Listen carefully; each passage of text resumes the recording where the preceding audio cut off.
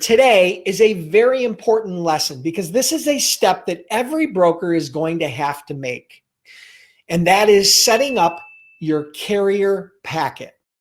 Now, your carrier packet is the packet that a broker will send to a new carrier in order to get them set up as an approved carrier to haul freight for your brokerage. All right, so it's an important certain things that you don't need to include, but ultimately you have to make sure that you have a carrier setup packet that you are sending out to new carriers before you start doing business with them. And I'm going to walk you through an actual live carrier packet. I found one online from an existing broker that's been around and has been using this to set up their carriers. I thought it was very simple to understand, very step by step, and it worked really well. So that's what I'm actually going to use that as kind of a template for you to check out.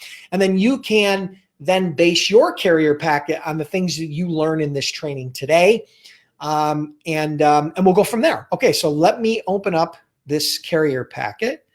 So you should be seeing what says a carrier setup checklist from Giltner Logistics. Now, I have no affiliation to this company. I don't know this company. They have their carrier setup pack available online where anybody can download it. And so I'm going to use this as a template to walk through and show you what you might want to include and the important components that you're going to want to include in your carrier setup packet as a broker. So you can see right here, the cover page actually is a bit of instruction, right? So it has the company, the brokerage's name up there, but it mainly includes the instructions that a carrier needs to follow in order to get set up as an approved carrier with Giltner Logistics, with their brokerage. That includes, there's a carrier information sheet. There's a carrier contract, right? A broker carrier contract. The broker is going to require a copy of their ICC operating authority, which is their carrier authority. A signed and dated W-9 from the carrier they're going to require. An insurance certificate with Giltner Logistics as a certificate holder, right? So those are some instructions. So page one is usually a very simple outline of the instructions that you would like the carrier to follow, okay, in order for you to get them set up quickly and effectively as a new carrier in your system, okay? So that's step number one. Page number one is an example of a carrier setup checklist, okay? It's an introduction to getting set up as a carrier. All right, so let's look at page number two. Page number two is what they're labeling as a carrier information sheet. This is very common when you're setting up a new carrier, and the reason being is because you want to make sure that you have all of their proper information, including all their addresses, their MC numbers, their DOT numbers, their SCAC code, contact information for accounting and dispatch. And this covers all kinds of different, what type of equipment do they run? What type of destinations and lanes do they run? So this is a simple, what we call like a carrier data sheet or a carrier information sheet that the carrier will fill out to help educate the broker about the types of equipment and all the information they need in order to communicate effectively with that carrier. So that's an example of page number two. That's an important page, okay? Page number three is the broker carrier agreement. Now, this is going to be a multi-page agreement usually. So you're talking about usually anywhere between 2 and maybe 10 or 20 pages, depending upon your agreement and how complex it is. But here's an example of the broker carrier agreement. It's already signed by the broker. And of course, the broker is going to need a signed version of this from the carrier. So that's the third part, right? So we did the instructions page. We did the carrier profile, right, which was the data sheet. We did the carrier broker contract. And then the next step here is basically a reference sheet for Giltner Logistics, the logistics company that is setting the carrier up. It includes all the broker's information, including their mailing address and their physical address and their EIN and their MC number and their SCAC code and all the information. So all the information that they requested from the carrier, they're now providing that same information back.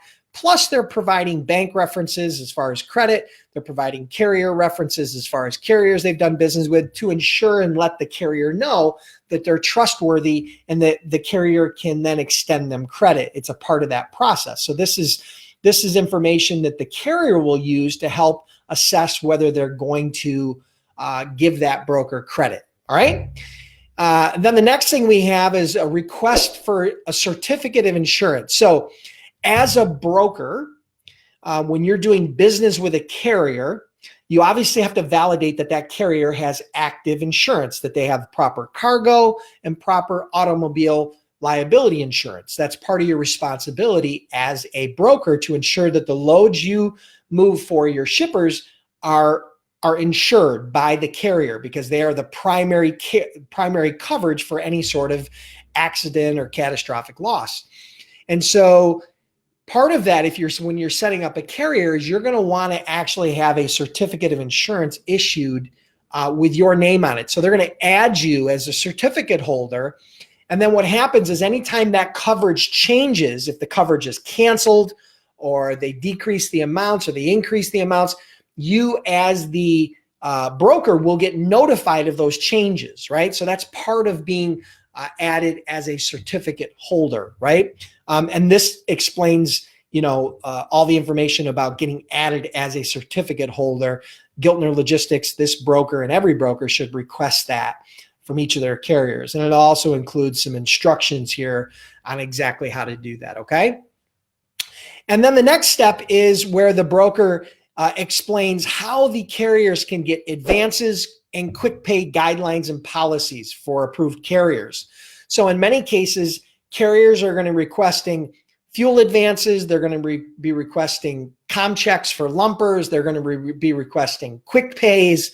They're going to be requesting, different financial terms and requests to help support them as a partner. And this is the page where the broker breaks down exactly how to do that. This is a really easy and simple page. It describes everything that the carrier needs to do in order to get a quick pay or an advance. It describes the fees. It describes all that information, okay? And so that's another really good and important page. And then you have, obviously, if the carrier wants to get set up as a quick pay user, then there's a form here that the carrier can fill out to start getting and receiving quick pays. That's a sign-up form. And so that's what Giltner Logistics set up as their carrier packet. Now, you could also, as a broker, include as a part of this, and I see this quite frequently, is you could include a copy of your broker authority. You could provide a copy of your broker surety bond, proof of that. But ultimately, they're going to have to validate that. Typically, they're going to validate that online through the DOT or through the SAFER system or FMCSA. They're going to validate that that's actually live. But you could also include a copy of your broker authority and a copy of your broker bond as proof that you are a valid broker, and that helps them feel comfortable that you are an active broker. But they're going to have to do their own due diligence to ensure that that you have an active broker authority anyway. But sometimes brokers will include that.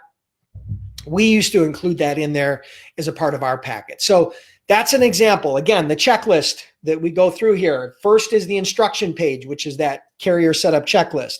Second is the carrier profile that we talked about, right? Third is the carrier broker agreement, right? Then we go into, after the carrier broker agreement, this is where Giltner provides some credit information about themselves so that the carrier can approve credit. The next thing they show is a request for a certificate of insurance from the carrier's insurance provider. Then they talk about the advance and quick pay policies. And then there's an enrollment form for quick pays. And that's it. And again, there's other things you could include in here, but these are the basic fundamentals that you need in order to get started. You can always expand on this. You could always add things, but at a minimum, this is a really solid carrier setup packet that any broker could use effectively in order to get their business, in order to start adding carriers to their system. So, all right, so let's close that out. Again, as a broker, when you want to do business with a carrier, you are going to have a basic carrier setup packet. I just walked you through some of the fundamentals and a checklist on the things that you would want to have as a part of that carrier setup packet. optional things that you might want to add to that carrier setup packet, but ultimately you want to you just want to have something very simple and very clean and very easy to follow. And I appreciated that example that Giltner Logistics had put together and had used. It makes it very easy for the carrier. You want to make it very simple to understand, very easy to follow your instructions. Because in brokerage, a lot of times when you're getting set up with a carrier, it's very dynamic. You have a load that needs to pick up today, and you've got to get that carrier packet set up quickly. You got to get that carrier set up quickly. You've got to shift that paperwork back and forth quickly. And so you don't want to have something that's 20 or 30 pages long. Ideally, you want to have something that's small, concise, easy to follow, but covers the fundamentals like I just talked about today. But ultimately, I hope you guys enjoyed that. If you want to check out the shipper packet that I set, the training I did about setting up the shipper packet, you can obviously check that out on youtube.com/freightbrokers. And this obviously will be listed there as well. And this is how to set up your carrier packet as a broker, right? So this is an important step. So if you guys are curious about becoming a freight broker or a freight agent, and you've been sitting on the sidelines, kind of twiddling your thumbs, figuring out, when is the right time? When's the perfect time? There is no perfect time. Here's what I'm going to tell you. We've trained over 8,000 students, freight brokers and agents over the last decade. Many of them have went on to grow 6 and 7 and even 8-figure businesses. Very successful. I'm very proud of some of those students. And so if you want to get started, you need to take the first step. So check out freightbrokerbootcamp.com. We offer multiple membership options. We offer a lifetime platinum membership where you get lifetime support. And we offer a 60-day, 100% money-back guarantee. We honor, if you're not happy for whatever reason, we'll send your money back. We don't need it. We don't want it if you're not 100% happy. So